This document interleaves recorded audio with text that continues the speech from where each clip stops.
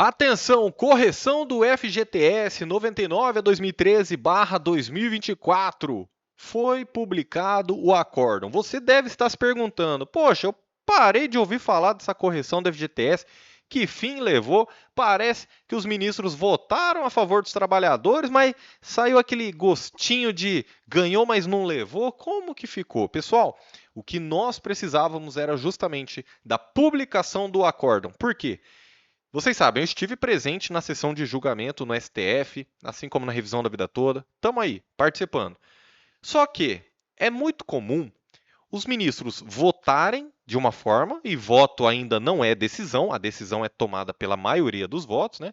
Então os ministros votam, prolata lá uma decisão, só que a sentença mesmo, o acórdão mesmo, pode alterar substancialmente algumas palavras utilizadas, e isso pode fazer total diferença. Só que agora, pessoal, temos aqui a publicação do acórdão 9/10/2024, publicado acórdão. E eu já tive acesso ao acórdão completo, tá certo, pessoal? É um documento de mais de 319 páginas. Eu não vou ler 319 páginas para vocês. Você está aqui para ser bem informado, mas com objetividade. Então, eu vou trazer só o ouro da Bahia aqui para vocês. Beleza? Show de bola. Então, já se inscreve aí e vamos juntos, né, meus amigos? Tá bom. 9/10, publicado acórdão.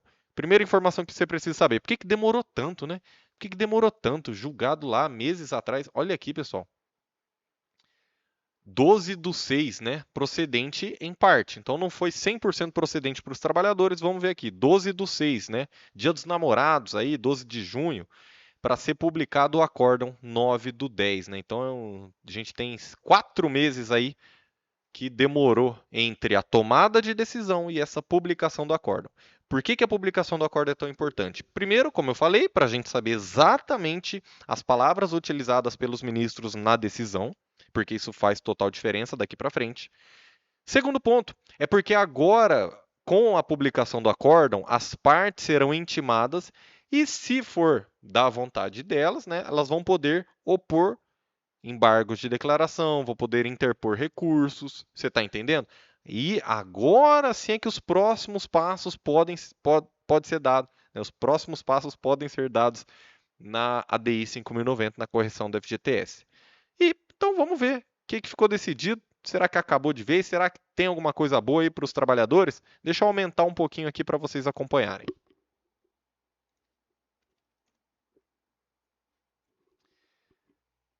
Vamos lá. Direito constitucional. Critério de atualização do saldo de remuneração das contas do FGTS. A briga não era contra aquele patrão danado lá que não te pagou seu FGTS. Isso aí é outra questão, é ação trabalhista isso aí, meu amigo. O que a gente está falando é da perda para a inflação do seu dinheiro. Seu dinheiro fica parado no FGTS. Dizem que é um direito seu, mas você só pode sacar quando você estiver lascado, né? Que é quando você morre, quando você aposenta, quando você é doença grave, ou vai financiar imóvel pela Caixa. E o acesso ao dinheiro? O dinheiro fica preso nessa conta, sendo corroído pelos cupins da inflação. Então vamos continuando aqui, meu amigo. Direito constitucional. Critério de atualização do saldo de remuneração das contas do FGTS. Interpretação conforme a Constituição. IPCA é o piso para a remuneração do saldo das contas. O mínimo é o IPCA, é um índice que reflete a inflação. Efeitos prospectivos da decisão, impossibilidade de recomposição de supostas perdas passadas, ação direta julgada parcialmente procedente. Opa, aqui a gente tem um ponto. A gente tem um ponto. Efeitos prospectivos fizeram a modulação de efeitos? Será então as perdas passadas, supostas perdas passadas? Não, supostas não. STF, as perdas foram concretizadas, não são supostas não. Mas vamos lá, vamos ver o que foi decidido, o que está escrito aqui. O FGTS tem natureza dual, porque cumpre a função de poupança individual dos trabalhadores, né, uma poupança forçada, ao mesmo tempo em que serve como fonte de financiamento para investimentos em áreas sociais. Ninguém nega nem critica isso, tudo bem. Nenhuma dessas funções deve sobrepor-se à outra, de modo que a remuneração dos depósitos deve ser compatível com a taxa cobrada nos empréstimos em que são alocados, para não comprometer a finalidade social do fundo. Beleza, até aí, tranquilo. O artigo 13, caput, da Lei 8.036 e artigo 17 da Lei 8.177, devem ser interpretados conforme a Constituição, para que a remuneração dos saldos da conta do FGTS, que era TR, né, taxa referencial mais 3% ao ano, e depois, em 2017, teve também a distribuição dos lucros, e que toda essa soma tenha como piso, né, seja no mínimo o índice oficial de inflação, o IPCA. Eu tenho crítica sobre o IPCA porque ele pega uma cesta de produtos de consumos de famílias que recebem entre 1 e 40 salários mínimos, né? Aí você pensa, você acha que a família que recebe um salário mínimo consome a mesma coisa que uma família que recebe 40 salários mínimos? Então, são, né, mas é o índice que a gente tem aí, é o que tem para hoje. Nos anos em que a remuneração dos saldos das contas vinculadas ao FGTS não alcançar o IPCA, caberá ao Conselho Curador do Fundo determinar a forma de compensação em prestígio à autonomia privada coletiva. Ou seja, meus amigos, quando a gente ia fazer a conta lá para a correção do FGTS, de fato, há alguns anos, se você considerar a distribuição de lucros, como por exemplo 2019, assim, teve ano que não foi tão ruim, beleza. Só que a gente está falando de 99 até hoje, né? Então a gente teve vários anos que sim, os trabalhadores foram prejudicados. E aqui diz: nos anos em que a remuneração dos saldos das contas não alcançar o IPCA, vai caber ao Conselho Curador do Fundo determinar como vai ser compensado. Perceba que ele está usando um verbo no futuro, né? Nos anos em que as contas não, que o saldo não alcançar o IPCA, caberá ao Conselho do Fundo. Então, daqui para frente, se não alcançar o IPCA, o Conselho do Fundo vai ter que determinar a forma de compensação. Mas vamos seguir. Modulação dos efeitos da presente decisão, para que produza apenas efeitos prospectivos, a partir da publicação da ata de julgamento, com incidência sobre saldos existentes e depósitos futuros. E aqui os ministros quebram as pernas dos trabalhadores. Olha o que eles colocaram de forma explícita, para não gerar dúvidas. Não é admissível, em nenhuma hipótese, a recomposição financeira de supostas perdas passadas, sob pena de violação a essa decisão.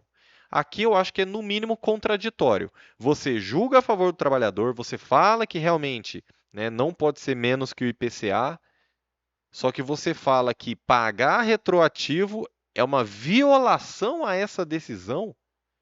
Isso é, no mínimo, contraditório. Eu tenho mais alguns pontos bem interessantes para trazer para vocês aqui, pessoal, porque isso pode ser objeto de recurso, tá certo?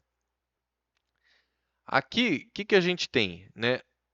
O tribunal, por maioria, votou, beleza, termos do voto médio do Flávio Dino, redator para o acórdão, e vencidos os ministros Barroso, André Mendonça, Nunes Marques e Edson Fachin. Então a gente teve 7-4. E modulação de efeitos, quando a gente procura comigo, ó, quórum, modulação de efeitos, né? Eu sou pós-graduado especialista em direito constitucional, mas eu quero mostrar aqui para vocês. Quórum de modulação de efeitos. A gente tem a modulação de efeitos nas ADIs, né? Em outras ações, o recurso extraordinário e tudo mais. Via de regra, o quórum na lei é de 2/3, via de regra, né? Até tem um artigo bem interessante, né, do Dr. Paulo Mendes, pós-doutor em Direito, doutor e mestre em Direito, procurador da Fazenda Nacional, coordenador geral da atuação da Geral da Fazenda Nacional na STF, né, com o curador aqui, Daniel Mitidiero. Então, temos aqui, beleza. Via de regra, o quórum, né, essa modulação de efeitos, traz um quórum de 2/3 para os ministros, na Lei 9.868 de 99, via de regra. 2/3 são 8 ministros. No STF tivemos o quê? 7/4, não tivemos 8 ministros. Então, como é que está sendo feita essa modulação de efeitos sem os 8 ministros? O que existe é uma outra questão que os ministros estavam decidindo que, em alguns casos, pode haver modulação de efeitos com maioria simples, mas aí você já desvirtua a lei, né? Você já desvirtua a lei. Teve um julgamento, quórum de decisões com repercussão geral, só que isso aqui era para recurso extraordinário, tá? Para esse julgamento. Mas nas ADIs, e a gente está tratando da ADI 5090, né? A lei fala em 2/3, a lei fala em 8 ministros. Tá, tá, entendi. Vamos lá. Vistos, relatados e discutidos esses autos, acordam os ministros do STF, por maioria de votos, maioria é 6, né? Maioria de 11 são 6 ministros.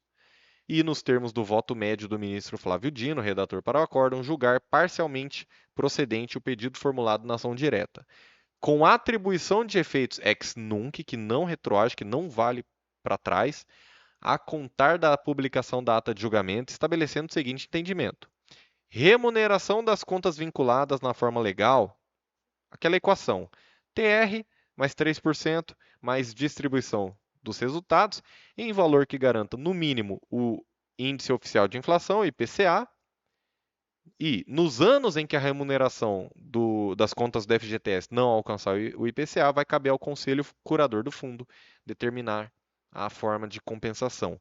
Novamente aqui escrito, vencidos os ministros Luiz Roberto Barroso, André Mendonça, Nunes Marques e Edson Fachin, que julgavam parcialmente procedente, e ficaram vencidos parcialmente Cristiano Zanin, Alexandre de Moraes, Dias Toffoli e Gilmar Mendes. Então, como é que você quer fazer um voto médio? O que é o médio ali? Pega, né, faz a média ali, mas tem tanto voto vencido. Ou seja, tem várias teses diferentes. E essa modulação de efeitos, como é que ela foi? Como é que se procedeu com essa modulação de efeitos se não teve 8 ministros votando no mesmo sentido? Ao meu ver, tá? Ao meu ver. Porque, por exemplo, ó, o Zanin, Alexandre de Moraes, Dias Toffoli e Gilmar Mendes julgavam inteiramente improcedente o pedido. Então, nem o IPCA eles estavam concedendo a esses 4 ministros. Não concordo. Mas, né, se nem o IPCA eles estavam concedendo, como é que entrou nesse voto médio aí essa modulação de efeitos? E Luiz Roberto Barroso, André Mendonça, Nunes Marques e Edson Fachin estavam votando para que não fosse inferior à caderneta de poupança. E esse sim modulando efeitos. Mas ficou meio diferente essa decisão, né? Ficou meio assim, né? Outro ponto, pessoal, é que o Barroso, presidente do STF, ele começa o voto dele dando uma aula, né? Ele começa, ele pede alguns esclarecimentos aqui para o advogado e tudo mais, mas ó, o voto dele, ele fala que o FGTS é um direito do trabalhador, que não está questionando a TR, está questionando o índice, traz artigos da Constituição, traz outras leis que impactaram, mas não revogaram as normas anteriores. A distribuição dos lucros foi importante. O fundo de garantia é um direito social do trabalhador. É uma poupança compulsória do trabalhador, cujo papel principal é assegurar sua manutenção e da sua família. Então, como é que o trabalhador vai ter a sua manutenção e a de sua família assegurada se o dinheiro dele está preso sendo corroído pela inflação por pelo menos 20 anos? Que seja de 99 a 2019, então. Em 2017 a gente teve distribuição de lucros. Mas você está entendendo como aqui o discurso, olha o voto, é uma poupança do trabalhador. com a promessa constitucional, para que depois ele possa levantar e possa desfrutar de alguma tranquilidade. Palavras bonitas, discurso impecável, discurso bonito, não vou negar. Só que chega na hora do voto, né? Ele fala, nenhum dos dois argumentos merece prevalecer integralmente. Então, nem o lado dos trabalhadores, nem o outro lado do governo. Beleza. Vamos achar um meio termo. Ele fala que nem a correção monetária constitui um direito subjetivo constitucional, nem é legítimo causar prejuízo substancial ao trabalhador para financiar a política pública. Tá. Então não pode ter prejuízo para o trabalhador. Mas a inflação é a perda do valor de compra da moeda.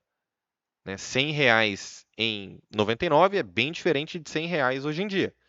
Você sabe disso, né? R$ 100 a gente enchia o carrinho do mercado. Hoje em dia, R$ 100 você sai com 2 sacolinhas do mercado. E beleza. A fundamentação não tá ruim, a fundamentação tá boa, na verdade. Né? Mas e o voto, pessoal? O voto. É isso que eu não estou concordando. Ou não estou entendendo. E como é que foi feita essa modulação aqui para frente, sem os 8 ministros? Ou teve os 8 ministros, mas então não ficaram vencidos esse tanto de ministros? Será que isso vai gerar novos recursos? Será que a população brasileira vai simplesmente abaixar a cabeça para o que está acontecendo nisso aqui? Você acha que adianta lutar pela correção do FGTS ou você acha que falar, professor, sinceramente, professor, eu respeito o seu trabalho, mas quem está votando isso aqui, eu quero saber a sua opinião. Quero saber a sua opinião se a população brasileira vai baixar a cabeça para essa decisão aqui, porque deram o direito. Eles falaram, realmente, não pode ser abaixo do IPCA, não pode ser abaixo da inflação. Então eles concederam o direito. Eu não estou tirando da cartola, não estou tirando da cabeça. Eles concederam o direito, mas na hora de pagar, né, o prejuízo do trabalhador, cadê? Cadê esse dinheiro do FGTS? Eu quero saber a sua opinião. Qual a sua opinião sobre essa decisão do STF sobre a correção do FGTS? Concedeu o direito do trabalhador, dar, entre aspas, vitória para os trabalhadores, mas chega na hora do bem bom, chega na hora de pagar, cadê?